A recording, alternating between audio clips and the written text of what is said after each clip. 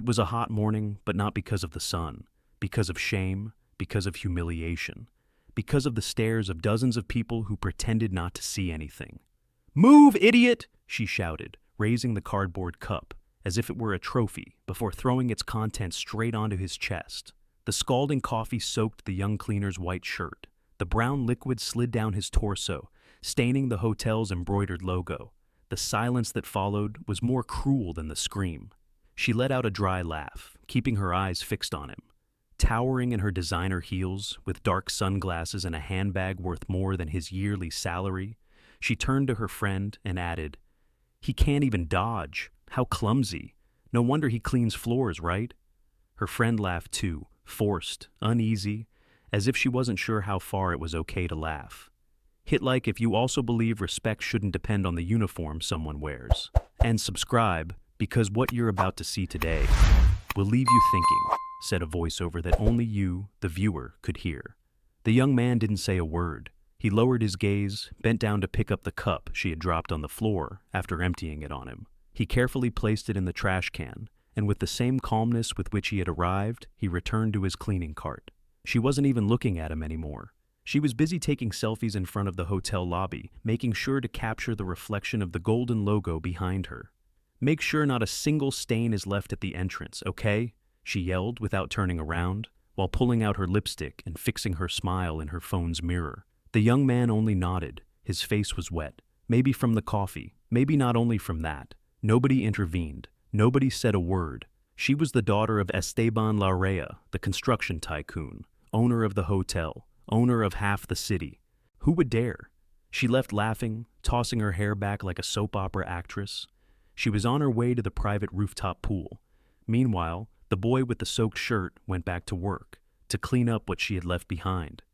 "Lucia, please, try not to cause more problems," said the receptionist in a low voice when she saw her come in again, an hour later, with another drink in hand. "Problems? Me? Oh, Sophie. I was just adding a little flavor to the day. That guy, what's his name? Miguel? He should thank me for noticing him," Lucia replied, smiling smugly. Sophia didn't answer. She had seen this behavior many times. Lucia came and went from the hotel as if it were hers. And technically, it was, at least partly. Everyone knew it, and no one said anything. The young woman headed to the private elevator, ignoring the stares of the employees. She pressed the penthouse button with the same finger she had used to point at the cleaner hours earlier.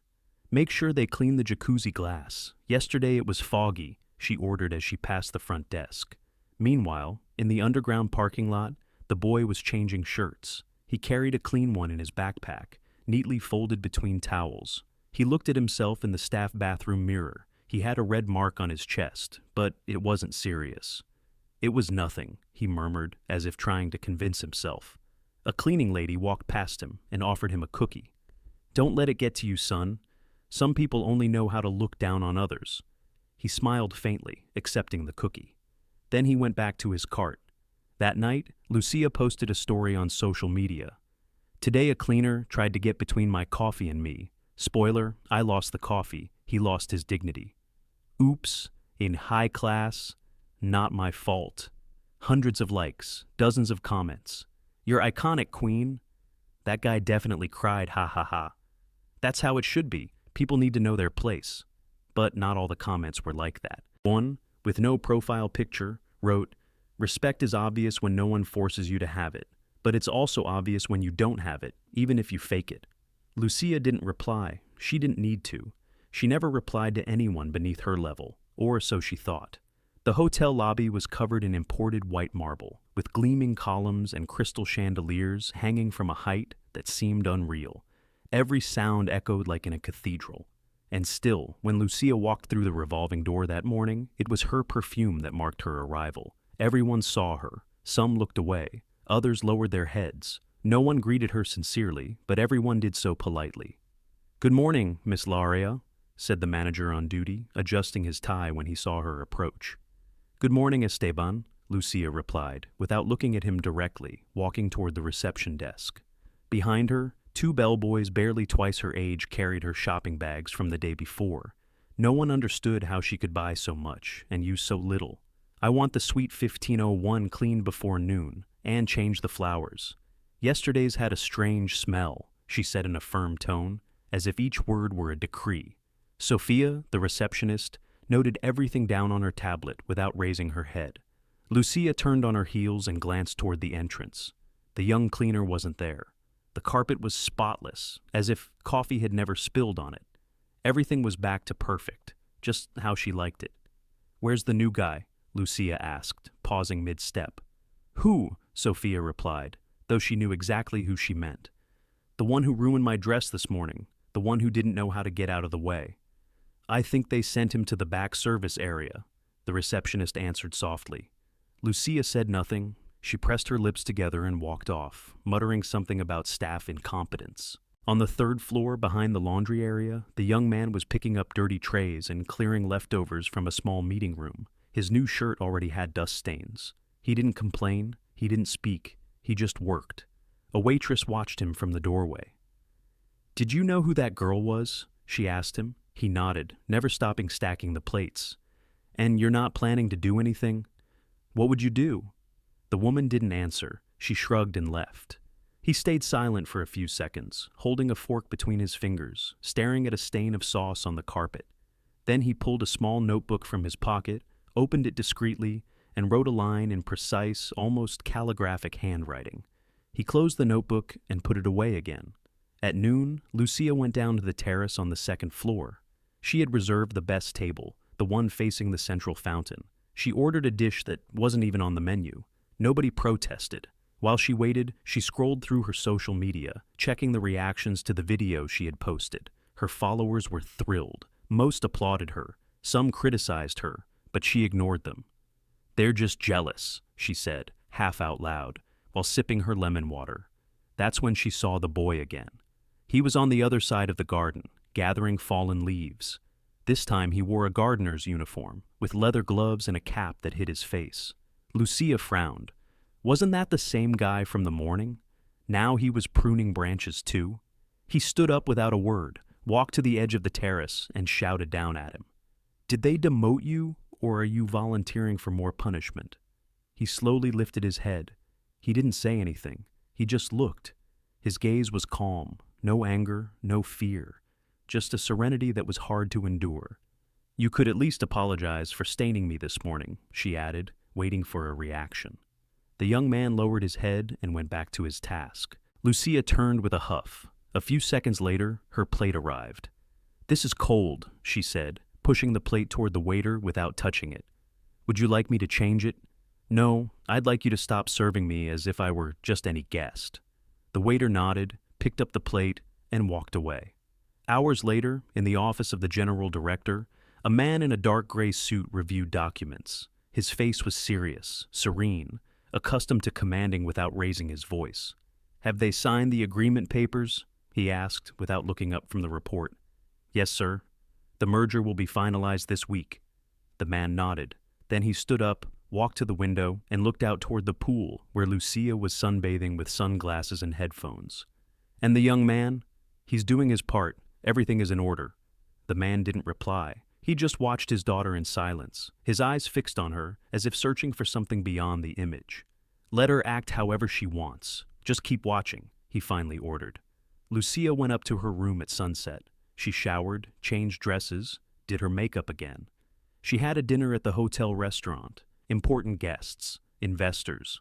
One of them, a young foreign businessman she didn't know much about, but her father had told her to be polite. "Do what you know how to do," he had said. Lucia smiled at her reflection. She knew how to do it. She knew how to navigate smiles and glances.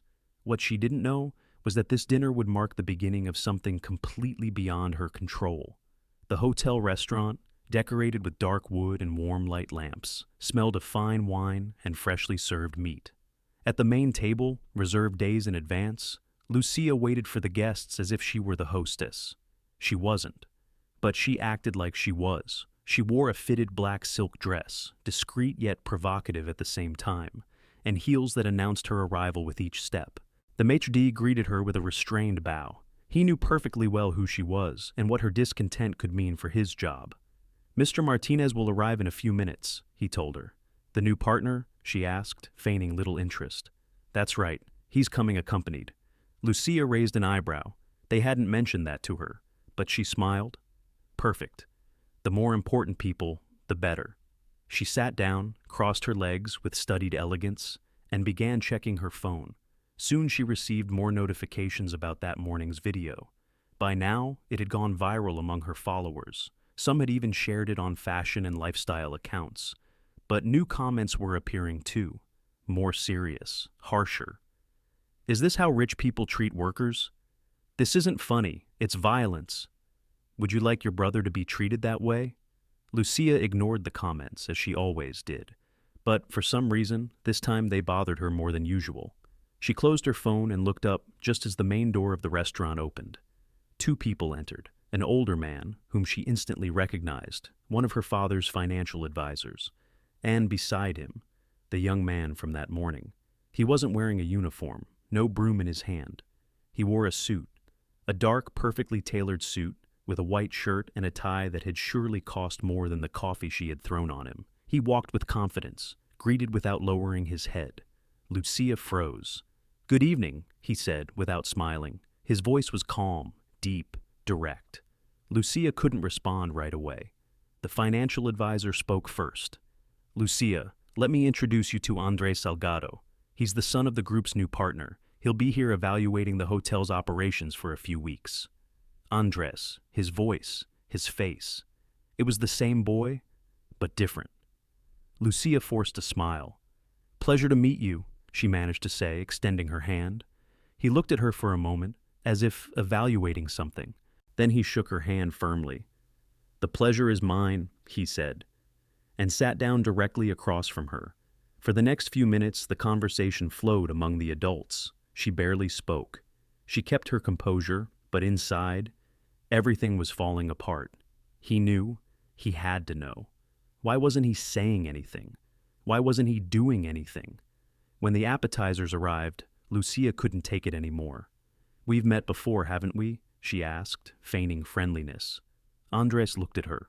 His expression was neutral, impossible to read. "Perhaps. I've been going through the facilities these past few days." She clutched her wine glass. He wasn't playing her game. He wasn't seeking revenge. Or at least, he wasn't showing it. That made her even more nervous. At the end of dinner, Andre was the first to stand. He politely greeted everyone and said, "It's been a pleasure. We'll see each other soon." Lucia followed him with her eyes as he walked out. And only then did she realize the most unsettling thing. The entire evening, he hadn't mentioned what happened that morning. Not a single word.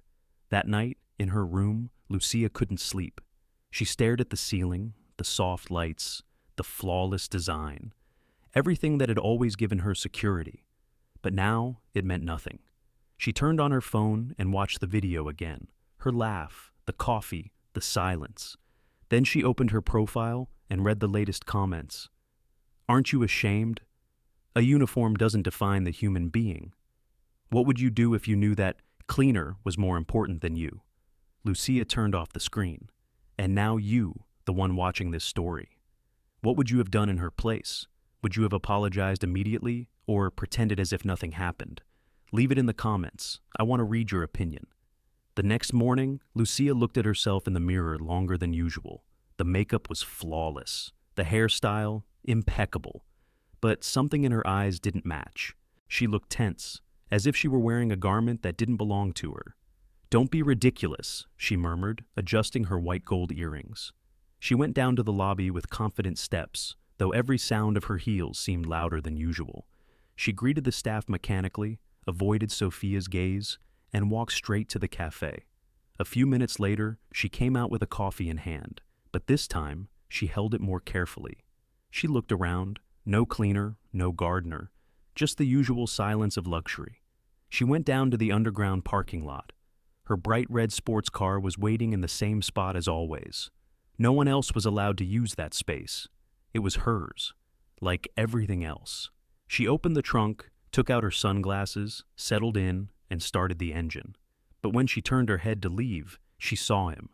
There was Andres, again in the gray staff uniform, with a bucket, a sponge, and a rag, right beside the car, staring at the hood as if studying it. Lucia turned off the engine and stepped out. Back to wearing the costume? She asked sarcastically. He didn't answer right away. He looked at the car, then at her. Your father asked me to assess how the staff responds under pressure. I decided to get my hands dirty to understand the structure from the inside. Dirty? You call that getting dirty? What would you call it? Lucia pressed her lips together. She didn't know what to say. So you pretend to be a cleaner to play with everyone? To see how we react? Andres placed the rag inside the bucket with precision. I don't play with anyone. I just observe. But yes, I was interested in seeing how people here treat those who don't wear suits. She looked him straight in the eyes. His face was serene, but his voice carried a sharpness impossible to ignore. And you saw me, she said finally. Yes, from the very beginning. Lucia averted her gaze for the first time. Are you going to tell my father? There's no need, Andres replied, bending to rinse the sponge. He already knows. An uncomfortable silence settled between them. So, what do you want then? A public apology? A story with a hashtag saying I'm sorry? He slowly straightened up, looked at her with an expression almost compassionate. I don't want anything, but you should want something. Respect, dignity, your own. Because if you only know how to be powerful when you believe someone else is weak, then you're not powerful. You're just comfortable. Lucia swallowed hard. She turned, got into the car, and drove off without a word. Andres didn't follow her with his eyes. He just kept cleaning. That same day, Lucia arrived at the hotel earlier than usual. She had a meeting with the events team, but in reality, she couldn't stop thinking about what Andres had said. She entered the conference room like a storm. Everyone stood up. She ignored the greetings. I want to speak to my father, she said directly to the executive assistant. He's in a meeting, but tell him it's urgent. Minutes later, she was received in the office on the top floor. Her father, seated behind a dark wooden desk, didn't look up right away. What is it? Lucia closed the door behind her. Why didn't you tell me who Andres was? Esteban Larrea set his pen down on the paper. You didn't need to know. Were you testing me? No, but I knew you were going to fail. Lucia was speechless for a second. Then she stepped closer to the desk. You knew I was going to humiliate someone? I knew you weren't going to see the person in front of you. Only the uniform. She clenched her fists. That's not fair. You exposed me. Her father stood up. You exposed yourself. It wasn't a hidden camera. It was you, with your gestures, your words, your laughter. Lucia lowered her head. I didn't think it mattered. Everyone matters, Lucia. That's the first lesson you failed. A heavy silence followed. You're going to apologize, he said finally. What? Today, and not in private. You're going to do it with the same mouth you used to humiliate him. Lucia felt something break inside her. And if I don't? Esteban looked at her steadily. Then you're no longer welcome in this hotel. Lucia said nothing. She left the office with heavy steps and a rigid back. The silence in the hallway wrapped around her like a cage. The employees watched her with that mix of learned respect and quiet pity that only appears when someone powerful begins to lose control. When she reached her room, she slammed the door shut. She dropped onto the sofa without even taking off her heels. She had to apologize, not because she wanted to, because she had no choice, because her father demanded it, and because Andres had looked at her with a calmness that hurt more than any scream. She looked at her phone. She thought about typing something, posting it, leaving it there, and moving on as if nothing had happened. But it wasn't enough. She knew it. Empty words no longer worked. No one believed them. Not even her. She stood up, walked to the mirror, took a deep breath. That afternoon, at exactly 5 o'clock, Lucia asked the hotel staff to gather on the terrace. The message was clear. An exceptional mandatory meeting. Waiters, maids, gardeners, maintenance technicians. They were all there. No one knew why. Some whispered. Others exchanged curious glances. Andres arrived last. He stayed at the back, standing with his hands in his pockets. Lucia appeared in a simple dress. No makeup, no jewelry, no sunglasses. For many, it was the first time they had ever seen her like that. She walked to the center and stayed silent for a few seconds. Thank you for coming, she finally said, her voice firm but lacking its usual tone. I want to say something to all of you, and especially to someone in particular. She searched for Andres with her eyes. He didn't move. He just watched her. What I did the other day, has no justification. It was cruel, arrogant, and cowardly.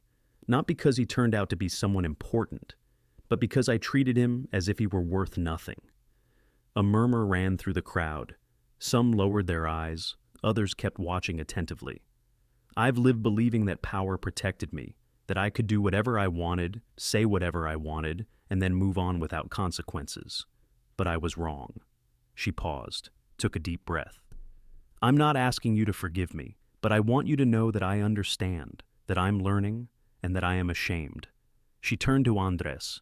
And to you, I don't have words that can erase what I did, but I do have something I never used to have, the will to change. Andres didn't respond right away. He walked slowly toward her, stopped a meter away. Are you sorry because you were unjust, or because you were caught? The question fell like a weight in the air. Lucia looked him in the eyes.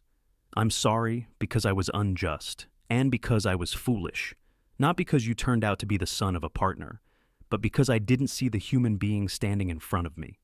There was a long silence. Then Andres nodded with an almost imperceptible gesture. Accepting an apology is easy, believing in it is not. But that doesn't depend on me. It depends on what you do after today. Lucia lowered her head. Then I'll start today. The meeting ended without applause, without comments, only with a silence that felt lighter than before, as if the air itself had been cleared a little.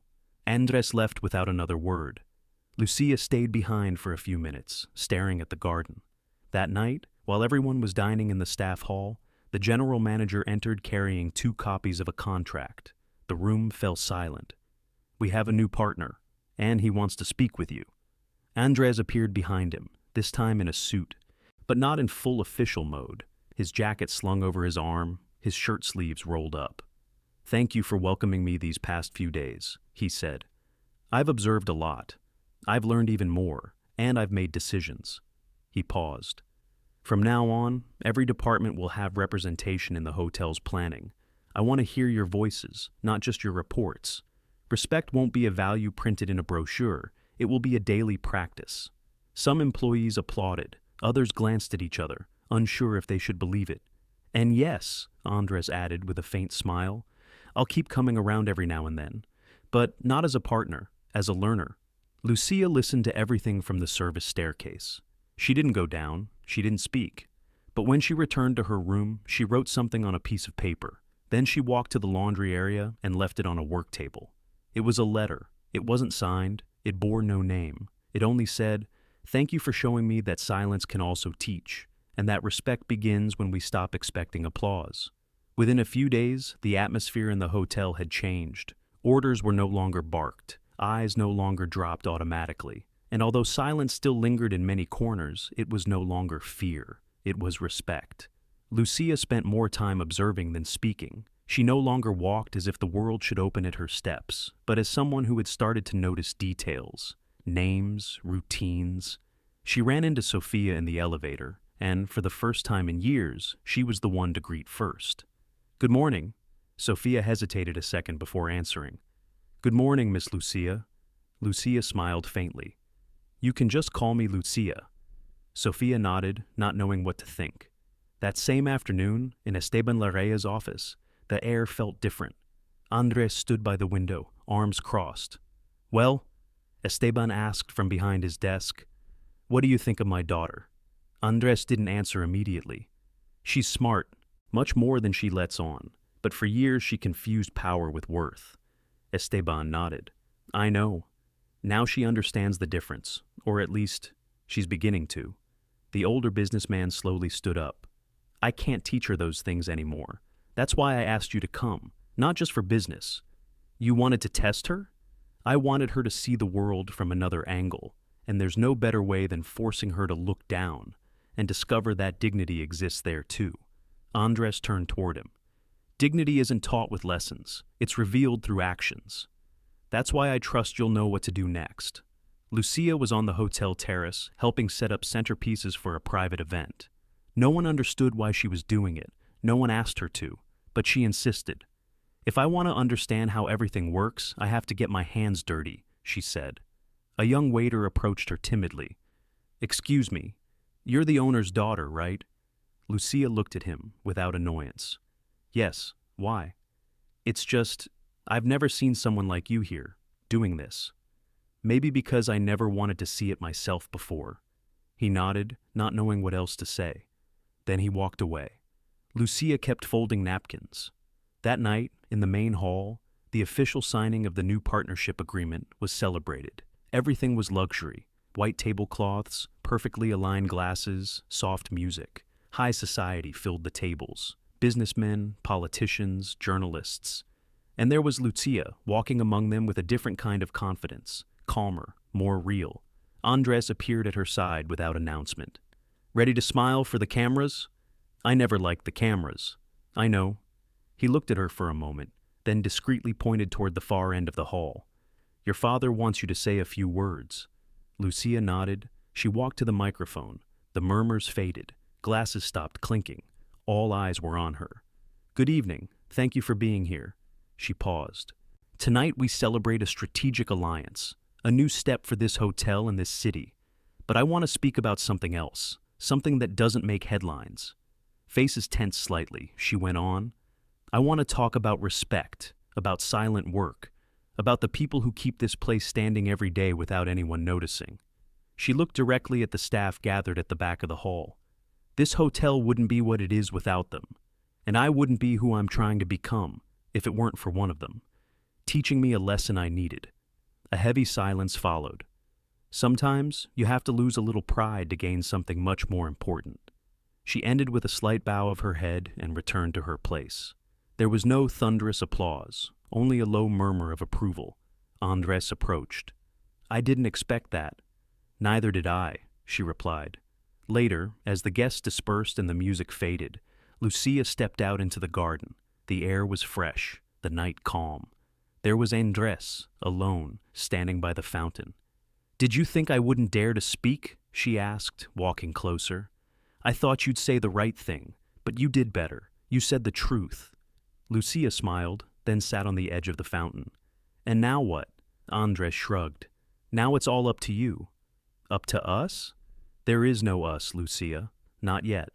She looked at him, not offended, just understanding. And if I change? Then we'll talk. The next day the sky was overcast, and the wind hinted at a storm. Lucia walked down the service corridor with steady steps, stripped of adornment. She had left her heels, makeup, and distant attitude behind in her room. She wore white sneakers and a simple shirt with the sleeves rolled up. She was looking for someone. She checked the laundry, the kitchen, even the gardens. Nothing. Finally, she found him in the maintenance control room.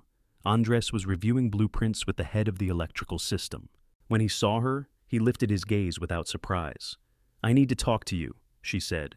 He nodded, said goodbye to the manager with a handshake, and followed her down the hallway to a small break room. He closed the door behind them. Lucia turned to him, straight to the point.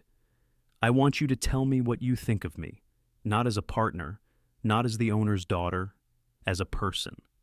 Andres leaned against the wall. He looked at her for a few seconds, unhurried. I think you're in progress, that you're starting to drop the act, but you still don't know who you are when no one's watching. And you do? I didn't come to this hotel to judge you. I came to understand, and to change things. Including me? That depends on you. Lucia nodded, accepting the truth without argument. Did I disappoint you? No, but you worried me. She sat on a plastic chair. I don't know how to live without always being in control. But for the first time, I don't want to have it all either. Andres stepped closer, arms crossed. Then you're closer to understanding than most. That afternoon, Lucia returned to the lobby, but this time not to give orders. She stopped in front of the reception desk. Sophia, I need you to teach me how to do your job. The woman looked up, puzzled. Excuse me? I want to learn how everything works from here. The shifts, the bookings, the complaints, everything. Sophia studied her for a moment, then slowly nodded. Very well. You start tomorrow at 8. White uniform. No exceptions. Lucia smiled. Understood. In the days that followed, employees saw something no one had ever seen before. Lucia Larrea answering phones, printing check-in slips, fixing errors in the billing system. Some thought it was a farce. others that it wouldn't last, but it did. She learned quickly. She listened more than she spoke. She asked questions without arrogance, and most surprising of all, she apologized when she made mistakes. The rumor spread throughout the building. The owner's daughter, working like everyone else. No cameras, no speeches, just patience. One morning, while reviewing room records with Sophia, she got a call on the internal line. "Lucia, they're looking for you on the terrace. It's urgent." She went up without hesitation. There was her father, standing next to an elegant woman, around 50, soberly dressed, sharp-eyed. "Lucia," said Esteban, "this is Dr. Mariana Guerra. She's the director of a foundation that provides professional training for underprivileged youth. We're about to sign a partnership with them. I'd like you to lead it." Lucia frowned. "Me?" "You," her father said, with a seriousness that left no room for doubt. "This project is not a facade. It's real. It requires commitment, capability, and humility." Mariana extended her hand. "I've heard about your transformation. I'd like to see it in action." Lucia accepted the challenge. The following months were a constant test. Lucia worked alongside the foundation. She visited schools, spoke with young people who didn't even know if they'd have a hot meal the next day. She taught them what she knew. But more than anything, she learned from them. And Andres watched. He didn't intervene, but he was present. One afternoon, as she was leaving a talk with students, she found him waiting for her in the hallway. "I didn't know you were coming," she said, a little surprised. "I wanted to see you in this role, outside the hotel, away from the last name." Lucia smiled, tired but proud. "I don't know if I'm doing it right." "You're doing it for real, and that's already more than most ever achieve." There was a silence between them. "And now, is there an us?" she asked without hesitation. Andres looked at her. Then he nodded with calm sincerity. "Now, there is." 6 months passed. The hotel was running with new energy. It was no longer just a place of luxury for wealthy clients. It had become a space where dignity, effort, and empathy could be felt in every corner. Lucia walked down the main hallway with a group of trainees. They all wore simple uniforms, but walked tall, eyes attentive. It was their first visit to the place where they would do their internships. "Remember, this isn't a test," she told them. "You don't have to prove your worth here. You just have to learn, observe, and be yourselves." One of the boys, barely 17, raised his hand. "And if we make mistakes?" Lucia smiled. "Then you'll learn faster." At the end of the hallway, Andres was waiting by the reception desk. She approached with a calm step. "Ready for the day?" he asked. "Always," she replied. Andres greeted the young people with a smile, gave them a brief introduction, and together they began the tour. As they walked, some employees greeted them naturally. By now, it was no longer strange to see Lucia among them. She was part of the team. That afternoon, on the terrace, Lucia sat down to rest. A gentle wind stirred the treetops. The sky was clear, and from there she could see part of the city. She thought about everything that had happened, about who she had been, about what she had done, and about what still lay ahead. Andre sat beside her, saying nothing. They stayed like that in silence. "Do you ever struggle to forgive yourself?" she asked. "Yes. But remembering why I try helps me keep going." She nodded, looked at her hands. "When I threw that coffee on you, I didn't even care who you were. Something hurt inside me, and I didn't know what. Now I do." Andres looked at her. "And what was it?" "Emptiness. I lived full of things, but empty of meaning. Giving orders was enough. Connecting never was. And now? Now I want the opposite. I want to see people, hear them, value them, even if it makes me more vulnerable." Andres gave a faint smile. Vulnerability is the beginning of everything true. Days later, in a meeting with the group's new investors, Lucia was introduced as the hotel's director of social projects. It was the first time her name appeared with a title that didn't need to clarify who her father was. When she finished her presentation, she received a sober, professional applause, the kind given not out of protocol, but out of respect. One morning, while organizing papers in the training office, she received a package with no sender. Inside was a notebook. It was the same notebook Andres had used during his time as a cleaner, filled with detailed notes, management failures, gestures of respect, acts of contempt, names. On the first page, written by hand, a single line, "It's not about what you do when everyone is watching. It's about what you do when no one expects anything from you. Lucia closed the notebook and placed it in her desk drawer. That same afternoon, leaving through the service entrance, she saw a new employee carrying boxes. He was young, thin, sweating under the sun. Just as one of the boxes slipped, Lucia rushed forward and caught it with both hands before it hit the ground. "Are you okay?" she asked. The boy looked at her, confused, then nodded. "Yes. Thank you, ma'am." "Lucia, just Lucia," he smiled. "And now I ask you, who made it to the end of this story? Have you ever underestimated someone because of their appearance, their clothes, their job? Would you like to be judged the same way? Tell me in the comments. I want to hear your thoughts. And if this story made you think, if any part of it touched your heart, subscribe to the channel, give it a like, and share this video with someone who needs to be reminded that everyone deserves respect.